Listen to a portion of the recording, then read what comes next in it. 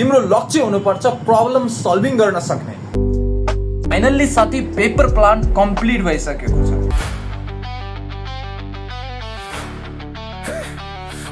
यसरी तिमीले कोठाको कुनै पनि ठाउँमा राख्न सक्छौ। हेलो व्हाट्सअप फ्रेन्ड, अहिले समय बिहानको 5 बजिरहेको छ र म उठिसकेको छु। अनि साथी आजको भ्लग स्टार्ट हुन्छ यहीँबाट। आउ साथी आजको दिनमा के अमेजिङ कार्यहरू हुन्छ त। साथी आज हो मन्डे र मन्डेबाट मेरो बिएको क्लास सुरु हुन्छ 1 विकमा, मन्डे टु फ्राइडे 5 दिन चाहिँ मेरो बिएको क्लास हुन्छ बिहान 3 घण्टा। साथी अब म झटपटमा हुनेछु फ्रेस एन्ड त्यसपछि 45 मिनट गर्नेछु वर्कआउट। साथी मैले गरिसकेँ फ्रेसन अप र अब तत्कालै म गर्नेछु वर्कआउट। मेरो डेली वर्कआउट च्यालेन्ज त्यति धेरै डेन्जर छैन, मात्र सिम्पल छ। Let's go guys, I am doing workout. Finally साथी मैले गरिसकेँ वर्कआउट। र साथी तिमीलाई वर्कआउट गर्दा कस्तो लाग्छ? तिम्रो वर्कआउटको एक्सपिरियन्स कस्तो हुन्छ? यदि तिमी स्टार्टिङमा वर्कआउट गर्दैछौ भने तिम्रो हात खुट्टा प्यानिङ गर्छ या उस समस्याहरू आउन सक्छन्। एन्ड साथी अब म रेडी हुँदैछु क्लास जानलाई।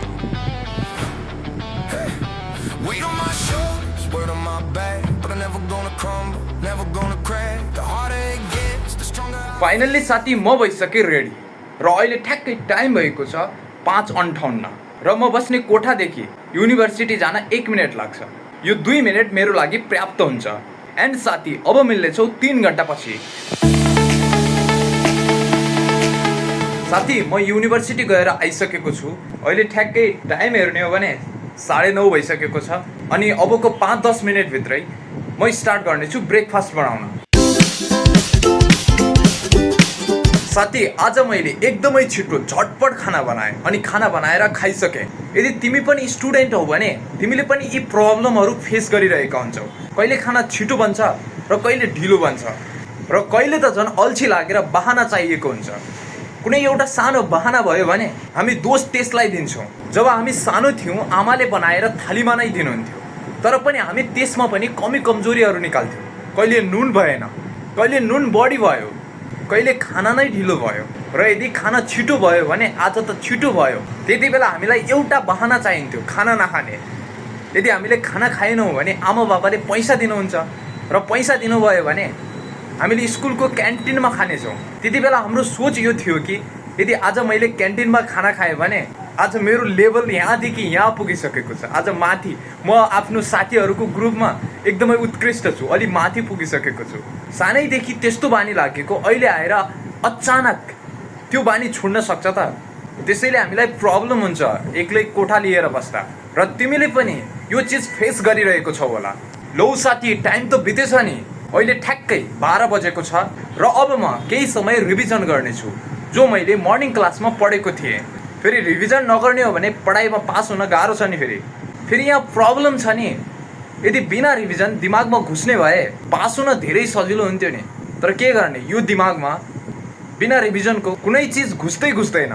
के साथी तिम्रो पनि मेरो जस्तै प्रब्लम छ? टिचरले जब पढाउनुहुन्छ तब केही बुझिँदैन, बट घर आएर फेरि आफैले त्यसलाई रिभिजन गर्ने हो भने केही दिमागमा खुल्छ क्या। यहाँ म के भन्छु भने साथी सब चिज छोड तर पढाइ नछोड, किनकि पढाइ बिना त बेहाल छ जिन्दगी। अनि साथी पढाइ भन्नासाथ डक्टर, पाइलट, इन्जिनियर, लोक सेवा, शिक्षक सेवा त्यतातिर घुस्ने मात्र होइन। यहाँ तिमीले पढ्नुको अर्थ बुझेका छैनौ। यदि तिमीले पढ्नुको अर्थ बुझ्यौ भने तिमी सबैभन्दा उत्कृष्ट व्यक्ति बन्नेछौ। यहाँ सवाल यो हो मैले किन पढ्ने? जब यो किन आउँछ नि, यो किन शब्द, तब तिमीले दिमागमा एउटा कुरा सम्झिसक्नुपर्छ र त्यो के हो त? Problem solving ability. यदि तिमीसँग समस्या समाधान गर्न सक्ने क्षमता छ भने तिमी पढाइमा सबैभन्दा उत्कृष्ट बन्छौ। यदि तिमीले पढेर क्वेसन बनाएर त्यो क्वेसनलाई हल गर्न सक्यौ भने तिमी उत्कृष्ट हौ।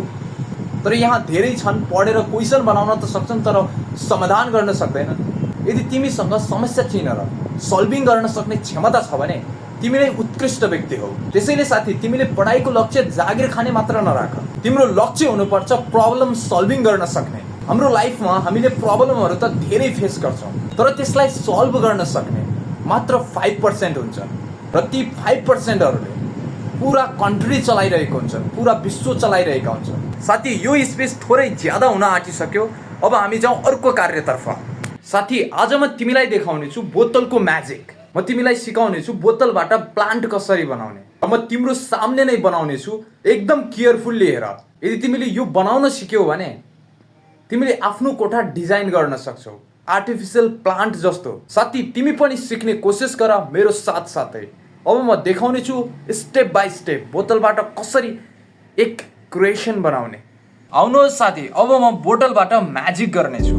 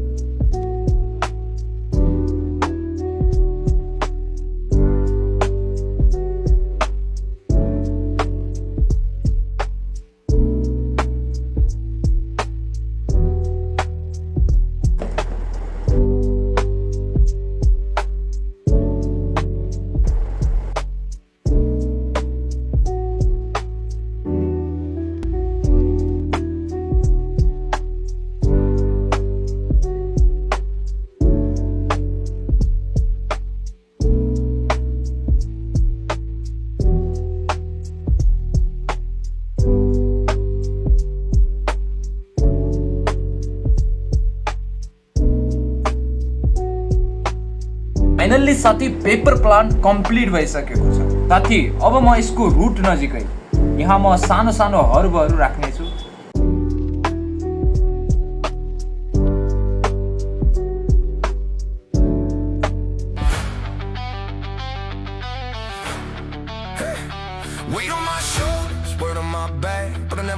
साथी आज मैले प्लास्टिक बोतलबाट पाम ट्री बनाइसकेको छु र म तिमीलाई एक सजेसन दिन्छु। तिमीले पनि खाली टाइममा फालेको प्लास्टिक बोतलबाट अनौठा अनौठा किसिमका क्रिएसनहरू गराउन सक्छौ। यहाँ प्लास्टिक बोतल रिसाइकल हुन धेरै गाह्रो हुन्छ, तर अब तिमीले सिक्नुपर्छ फालेको चिजलाई पनि अनमोल हिरा बनाउन। अघि मसँग जो खाली बोतल थियो नि, त्यो बोतल कुनै कामको थिएन, तर मैले अहिले त्यसलाई पाम ट्रीमा परिवर्तन गरेपछि त्यो अहिले कोठाको शोभा बढाउनको लागि एकदमै उपयुक्त बनेको छ र त्यसलाई तिमीले देख्न पनि सक्छौ। यसरी तिमीले कोठाको कुनै पनि ठाउँमा राख्न सक्छौ। फर्स्ट अफ अल त तिमीले बनाउने कोसिस गर्नै पर्छ। यहाँ फालेको बोतल धेरै नै छन्। अम्बो साथी, अहिले त 5 बजिसकेछ। आजको यो भिडियोलाई अब यहीँ खत्म गरौँ र साथी यो भिडियो कस्तो लाग्यो त्यस्तै कमेन्टमा प्रतिक्रिया दिनु होला अनि लाइक र सब्स्क्राइब गर्न भने नभुल्नु होला। फेरि मिलौला नेक्स्ट भिडियोमा। Tata bye by.